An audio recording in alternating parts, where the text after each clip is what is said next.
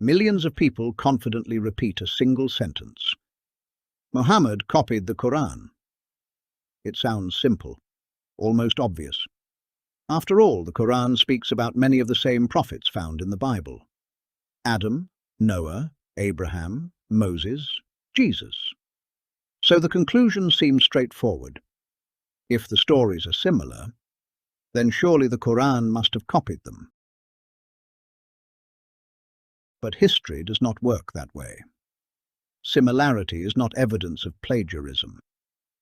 If it were, then a far more uncomfortable question immediately appears. Where was the Bible copied from? And where was the Torah copied from?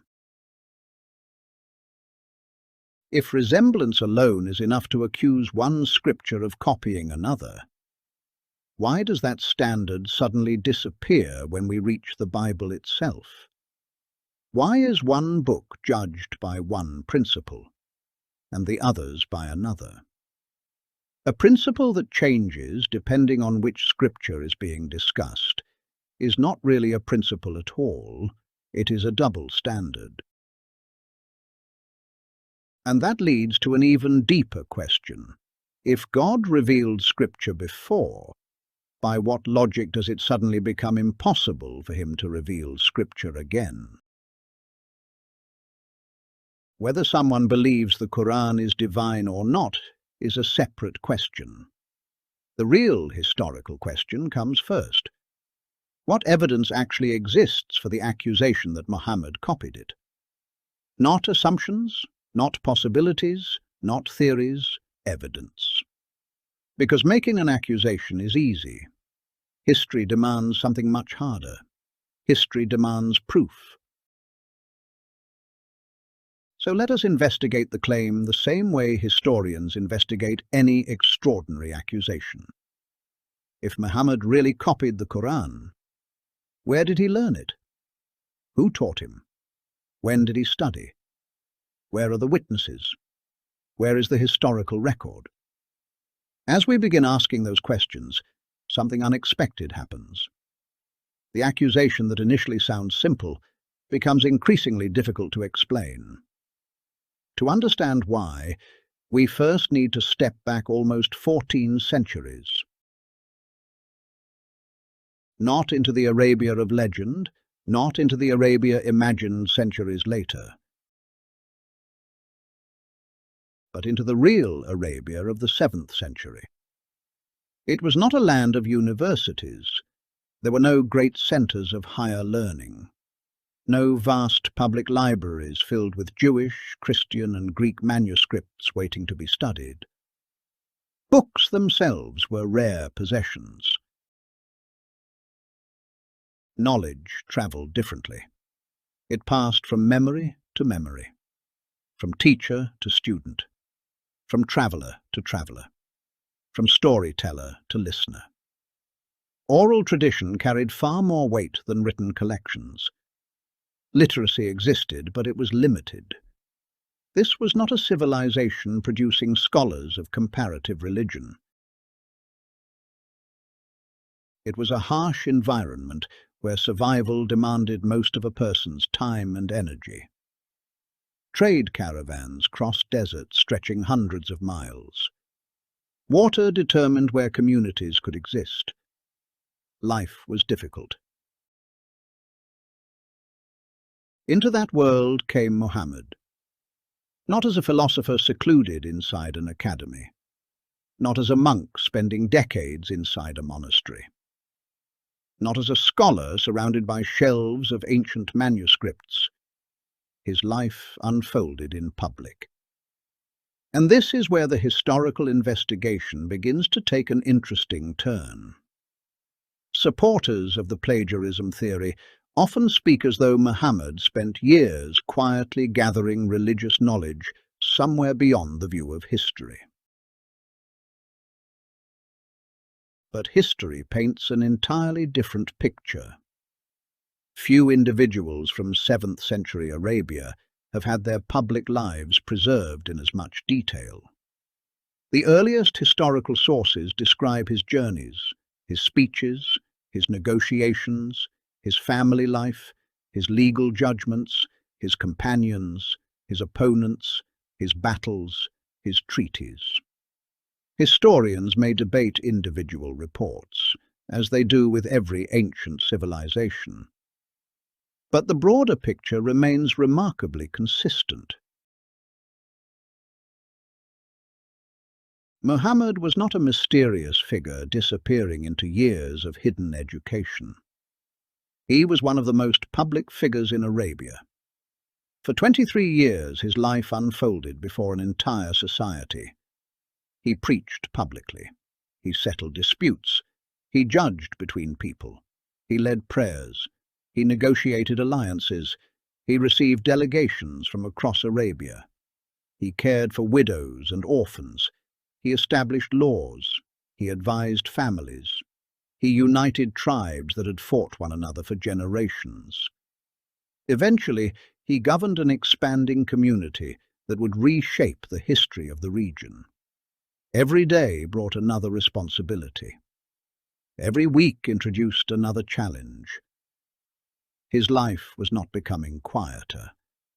It was becoming more demanding. Now pause for a moment, because this is where the historical question becomes unavoidable. If Muhammad secretly acquired the Qur'an through ordinary human learning, when exactly did that happen? Not in theory, in history. When did years of theological education fit into a life already unfolding so publicly?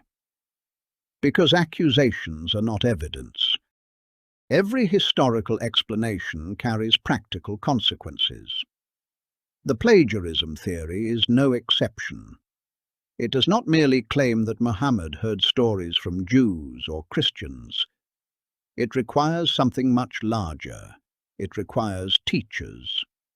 Years of sustained learning, access to scriptures, repeated opportunities to compare texts, theological training, and enough mastery to produce one of history's most influential religious books.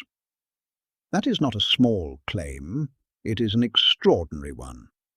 And extraordinary historical claims require extraordinary historical evidence. So where is it?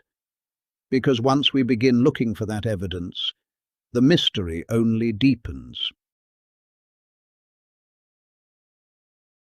If Muhammad really acquired the Qur'an from human sources, then history should leave footprints. Not because every ancient event is perfectly documented, but because the kind of education the accusation requires would have been extraordinary. Think about what the plagiarism theory is actually asking us to believe. Not that Muhammad occasionally met a Jew, not that he once spoke to a Christian. Trade routes connected different peoples. Conversations certainly happened. No serious historian would deny that. But conversations are not the same as composing a scripture. The Qur'an is not a collection of scattered stories gathered from passing travelers. It is a vast theological, legal, moral, and literary work, revealed over more than 2 decades. The accusation, therefore, requires something far greater than casual encounters. It requires years of sustained learning, years of comparing traditions, years of studying earlier scriptures, years of mastering theology, years of absorbing legal systems, years of organizing all of that knowledge into a coherent revelation unlike anything Arabia had previously produced. That kind of education does not happen by accident. It leaves traces, teachers, students, witnesses, locations, historical records. The question is remarkably simple. Where are those traces? Because when historians investigate claims about the ancient world, they do not simply ask whether something was possible. Almost anything is possible. They ask whether the evidence makes it probable. There is an important difference. Was it possible for Muhammad to hear biblical stories during his lifetime? Of course.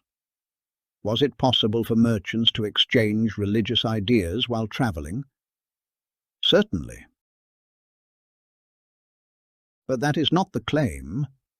The claim is that Muhammad secretly acquired enough knowledge to produce the Qur'an through ordinary human learning. That is an entirely different proposition. And entirely different claims require entirely different evidence. Imagine someone claimed that an unknown individual today secretly earned multiple university degrees. Degrees in law, theology, history, literature, philosophy, languages. Yet somehow no university had a record of him, no teacher remembered him, no classmate had ever met him, no manuscript contained his notes, no witness described years of study. Would historians simply accept the claim because education is possible? Of course not. They would ask for evidence. The same historical standard applies here.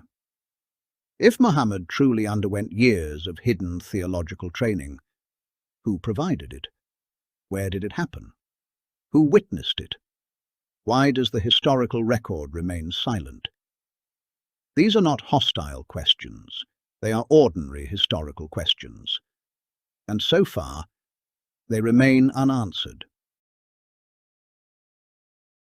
Some point to Muhammad's journeys into Syria before prophethood. It is true that he travelled. But why? As a merchant, not as a theologian. These were not leisurely educational tours. They were demanding commercial expeditions across deserts stretching hundreds of miles. Caravans travelled with goods to buy and sell. Their purpose was trade, not theological education. Yet the plagiarism theory quietly transforms those journeys into something much larger. It asks us to believe that somewhere during commercial expeditions, Muhammad repeatedly located learned rabbis and priests, found opportunities for prolonged instruction, compared scriptures, mastered complex theology, returned home, repeated the process over many years, and somehow left behind no historical record explaining any of it. Notice how much the theory depends upon events that history never records. The more closely we examine it, the larger the invisible gaps become. Then came the moment Muhammad claimed prophethood. From that point onward, his life became even more public than before. Every day brought new responsibilities. He preached, he answered questions, he judged disputes, he established laws, he cared for families, he led prayers, he negotiated treaties, he organized a growing community, he received delegations from across Arabia. He confronted persecution, he migrated, he governed, he commanded during times of conflict. He taught thousands of followers. An entire civilization was taking shape around him. Now ask the question again. When exactly did this hidden education continue? Because the plagiarism theory cannot stop before prophethood. The Qur'an continued to be revealed for approximately 23 years. If human teachers remain the true source, then the teaching itself had to continue. The revelations addressed changing circumstances, new legal questions, new social issues, treaties, battles, family matters, community disputes, events unfolding in real time. If those passages came from secret human instruction, where did that instruction take place? Who observed it? Who recorded it? History remains silent. Instead, we are asked to believe that somewhere between leading armies, governing a rapidly expanding society, resolving legal disputes, teaching thousands of followers, negotiating alliances, receiving foreign delegations, caring for families, and transforming Arabia. Muhammad somehow found enough uninterrupted time to continue mastering earlier scriptures in complete secrecy. The accusation becomes increasingly extraordinary, yet the evidence never becomes stronger. And there is another historical difficulty, perhaps the greatest of all. For more than 23 years, Muhammad did not live in isolation. He lived among people who knew him intimately. His companions travelled with him, shared meals with him, prayed behind him, observed him in public, observed him in private, accompanied him during peace, accompanied him during hardship, accompanied him during war. If Muhammad knowingly fabricated his claim to prophethood, then that deception did not merely fool strangers. It survived constant observation by those closest to him for more than 2 decades. A lie told once is one thing. A deliberate false claim to divine revelation maintained through 23 years of public leadership, under persecution, during exile, through warfare, through hunger, through personal loss, before friends, before family, before critics, before enemies, is something entirely different. Such a claim demands evidence. Where are the companions who eventually exposed the deception? Where are the witnesses who discovered the hidden source of the Qur'an? Where are the historical reports describing someone saying, "We know where he learned all of this"? They do not exist. Instead, the historical record consistently portrays companions who remained convinced of his sincerity after spending more time with him than anyone else ever did. Whether one agrees with their conclusion is another discussion. But their proximity to Muhammad is not. If anyone would have discovered years of secret education, it would have been those who lived beside him every day. Yet history preserves no such discovery, only the accusation. And that brings us to an interesting pattern. When the evidence fails to reveal years of hidden education, specific names begin to appear, specific individuals, specific communities, people who are said to have secretly supplied the Qur'an. At first glance, some of those theories seem convincing, until we examine them one by one. The first name almost always appears sooner or later: Waraqah ibn Nawfal. To many critics, the mystery seems solved the moment his name is mentioned. At first glance, it even sounds convincing. Waraqah was known to be a learned monotheist. He was familiar with the earlier scriptures. If Muhammad knew someone like Waraqah, could he have been the hidden source behind the Qur'an? It is an understandable question. But history asks a second question. Does the evidence actually support it? According to the earliest historical sources, Waraqah ibn Nawfal, Khadija's cousin, enters Muhammad's story immediately after the very first revelation. Muhammad returned home shaken by an experience unlike anything he had ever known. Khadija took him to Waraqah, who listened carefully to his account. And after hearing what had happened, he recognized similarities with the revelations received by the prophets before him. Notice carefully what the historical record actually says. Waraqah recognized the experience. He did not compose it. He affirmed the claim. He did not dictate its words. Recognition and authorship are not the same thing. Yet the historical problem runs even deeper. Because Waraqah's appearance in the story is remarkably brief, the earliest sources consistently describe him as dying soon afterward. He himself is reported to have expressed sadness that he would not live long enough to stand beside Muhammad during the persecution that would follow. That single detail creates a question the plagiarism theory struggles to answer. The Qur'an was not revealed in a week, or a month, or even a year. Its revelation continued for approximately 23 years.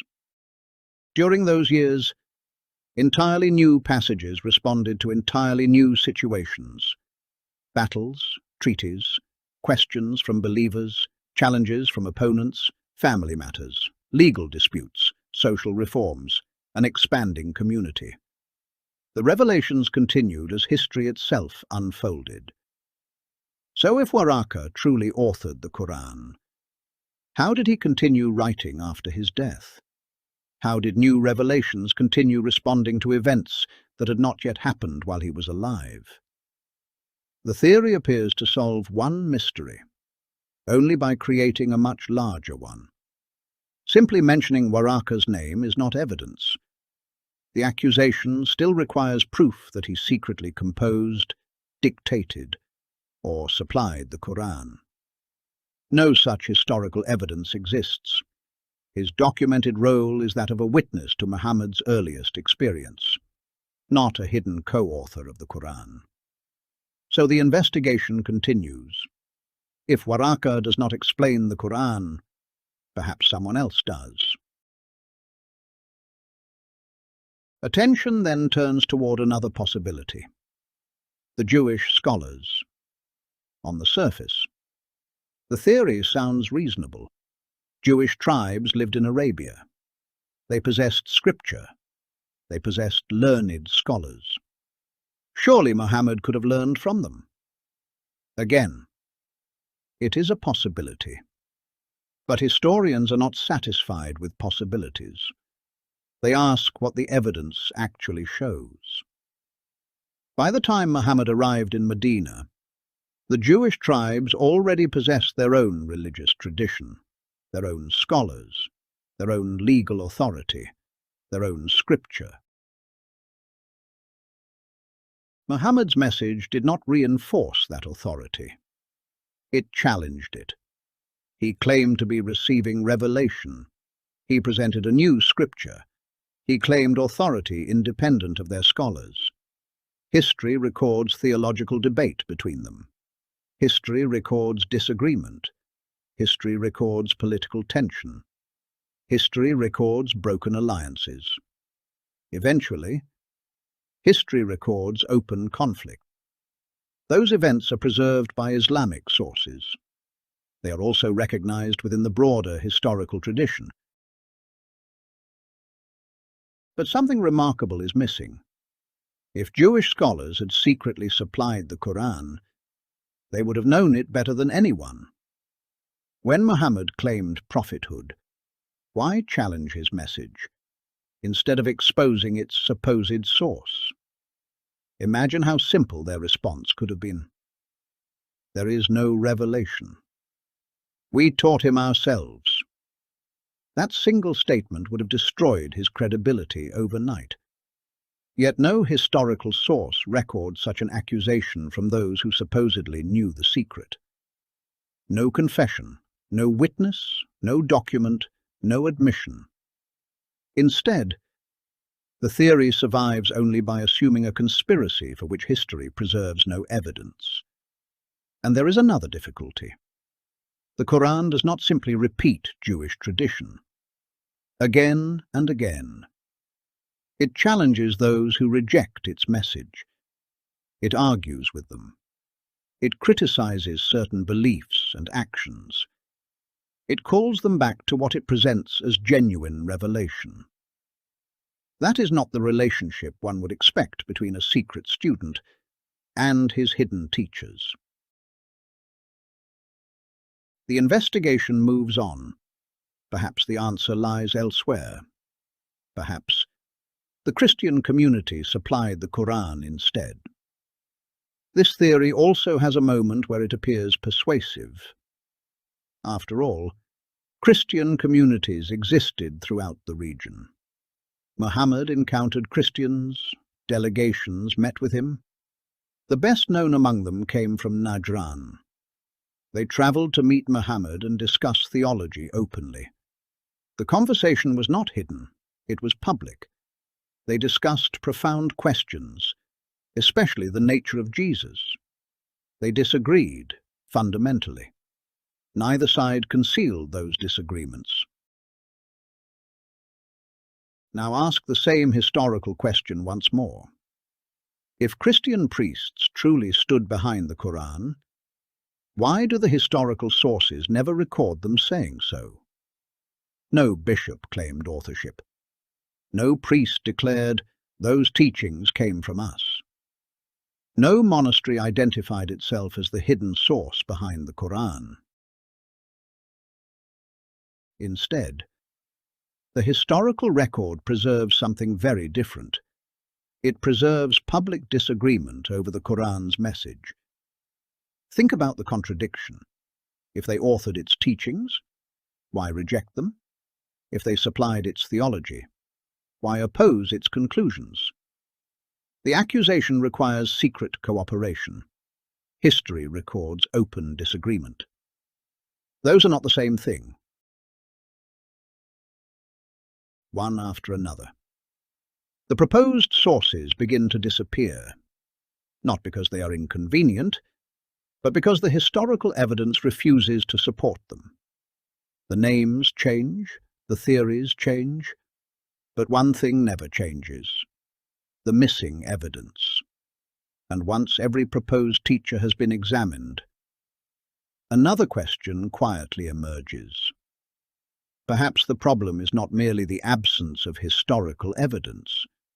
Perhaps the Qur'an itself is unlike what we would expect from a document built by copying earlier scriptures.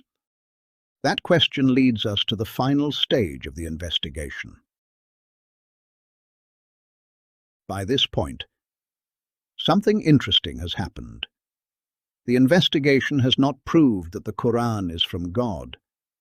History alone cannot do that. History cannot place divine revelation under a microscope. But history can examine a different claim. The claim that Muhammad acquired the Qur'an through ordinary human means. That claim is historical, and historical claims require historical evidence. So let us return to the evidence. Not the assumptions, not the possibilities, the evidence. Every proposed human source has now been examined. A learned relative, Jewish scholars, Christian priests, trade journeys, passing conversations. One by one. Each theory promised an explanation. And one by one, each theory failed to produce the historical evidence required to support it. But there is another question that receives surprisingly little attention. Suppose, for a moment, that someone really wanted to copy an earlier scripture. What would we expect to find? A plagiarist preserves his source. He depends upon it. He avoids contradicting it. He repeats it because his authority depends upon its authority. The Qur'an does something very different. Yes, it speaks about many of the same prophets, the same creator, many of the same moral principles. But then, it begins correcting, questioning, challenging. It presents itself as confirming what it describes as the original revelation, while correcting what it claims became altered through human hands. Whether one accepts that claim or rejects it, that is not the behavior we normally associate with plagiarism. A plagiarist copies. The Qur'an argues. A plagiarist imitates. The Qur'an repeatedly presents itself as restoring. Those are fundamentally different claims. Similarity alone cannot tell us which one is true. Two books speaking about the same people, the same events, or even the same God, does not automatically prove that one copied the other. There is another possibility, that both are claiming to originate from the same ultimate source. One may reject that possibility, one may accept it, but history cannot simply ignore it. Because once divine revelation is considered a possibility, similarity no longer proves plagiarism. It may equally point toward a common author. And this brings us back to where our investigation began. Millions of people confidently repeat the statement. The Qur'an was copied. It is repeated so often that many begin to mistake repetition for evidence. But repetition has never transformed an assumption into a historical fact. History still asks the same questions. Who taught Muhammad? Where did the education take place? Which manuscripts did he possess? Who witnessed years of theological study? Where is the historical record documenting this extraordinary education? Where is the chain of evidence? Notice what has happened throughout this investigation. Again and again, the accusation has depended upon words like perhaps, maybe, he could have, it is possible. But possibilities are not evidence. Speculation is not evidence.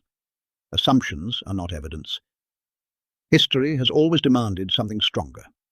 Evidence, real names, real places, real witnesses, real documentation. Without those things, a theory remains exactly that, a theory. Not because it has been disproven beyond all doubt, but because it has never been demonstrated. And that distinction matters, because the burden of proof does not rest upon the one refusing to accept an unsupported accusation. It rests upon the one making it. To claim that Muhammad copied the Qur'an is not simply to offer an opinion, it is to make a historical claim. And historical claims carry historical responsibilities. They must be supported, not imagined, documented, not assumed, demonstrated, not merely repeated. So after following the evidence wherever it leads, after examining every major explanation, after asking every historical question the accusation itself requires, one question still remains unanswered. Where is the evidence?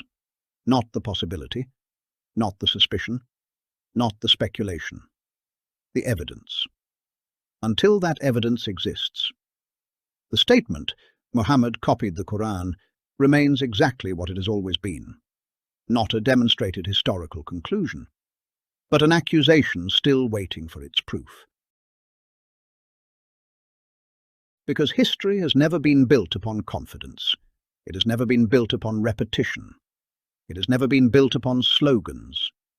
History demands evidence. And evidence is precisely what this accusation has yet to provide.